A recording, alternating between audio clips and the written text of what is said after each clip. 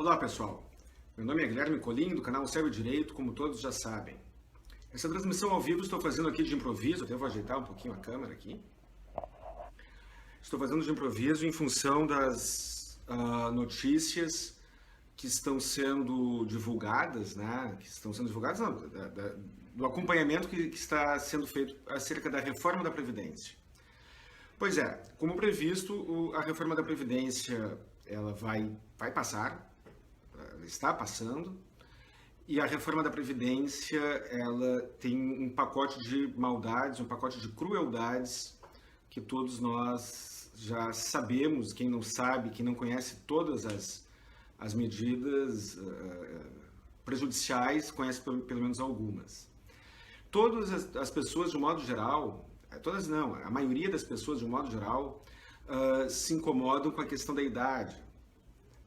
Porque demorarei muito mais tempo para me aposentar. Muito se diz, agora nós não nos aposentaremos mais. Pois bem, a aposentadoria por tempo de contribuição e por idade está mais distante. Qual é a consequência disso? Os benefícios de auxílio-doença e aposentadoria por invalidez são ferramentas, são opções que terão sua utilidade por mais tempo. Portanto, é ainda mais importante preservar a condição de segurado. É ainda mais importante. No modelo antigo, com 50 anos de idade, 50 e poucos anos de idade, dependendo da profissão, às vezes menos, as pessoas conseguiam se aposentar. Com a reforma, muitas daquelas pessoas que poderiam se aposentar com 50 anos, 50 e poucos anos, se aposentarão com 60 e poucos, 60 e tantos anos de idade, talvez mais. Justamente durante a época da vida em que as doenças são mais comuns, em que as doenças são mais graves. E se as pessoas fizerem aquilo que muitos estão dizendo que farão, que é parar de contribuir para a Previdência, o que acontecerá? Não terão a proteção previdenciária justamente no momento em que mais precisarem dela, que é durante a velhice. É sacanagem o texto da reforma da Previdência? A gente pode utilizar essa palavra, sacanagem? Eu acho que sacanagem é pouco para descrever o que a reforma da Previdência está trazendo para a população, para os segurados em geral. Mas justamente por isso, nós devemos não negar a realidade. Podemos não concordar com a realidade, mas não podemos negá-la.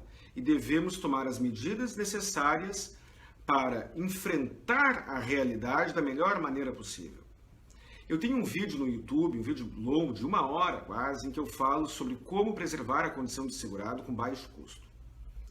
Portanto, aquelas pessoas que não têm condições de pagar o INSS, fazer as contribuições previdenciárias mensalmente, que ainda é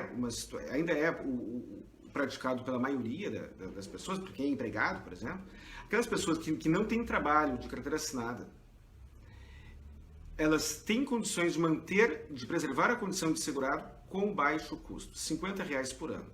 Procurando no meu canal do YouTube, no canal do Céu e Direito no YouTube, tem um vídeo de 1 hora em que eu falo sobre isso, e o vídeo de hoje é só um resumo. É possível manter a condição de segurado, preservar a condição de segurado com uma única contribuição por ano na modalidade de contribuinte individual, ou uma única contribuição a cada 6 meses na modalidade de contribuinte facultativo. Os períodos de carência mudaram. No caso, por exemplo, do auxílio reclusão, a carência agora é de 24 meses. Isso é discutível judicialmente? É.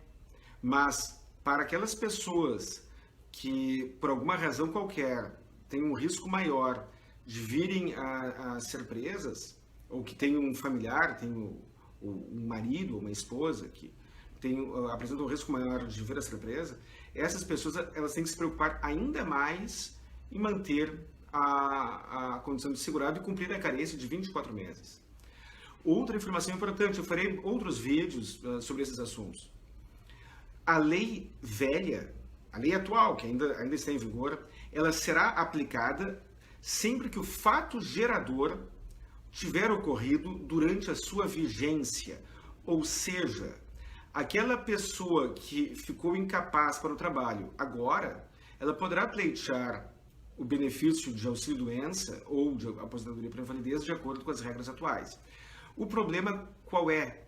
É a prova do início da incapacidade. Portanto, aquelas pessoas que têm alguma doença, que têm alguma condição de saúde, que aparentemente, o que indicam, o que indica uma incapacidade futura para o trabalho, minha sugestão é se agilizar para facilitar a preservação dos efeitos da lei atual, para encaminhar o pedido administrativo junto ao INSS durante a vigência da lei atual, antes do início da vigência da reforma. O cálculo do valor do benefício será diferente.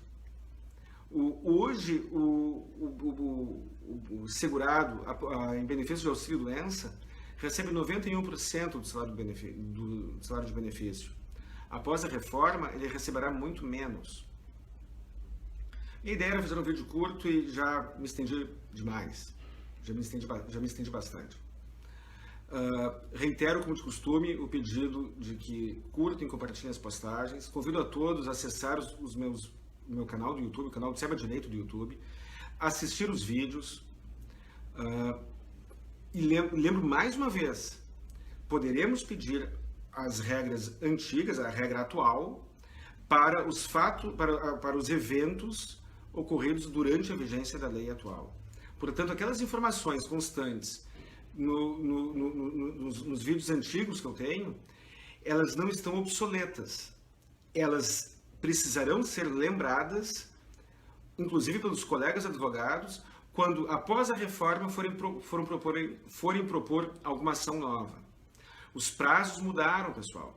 Os prazos mudaram.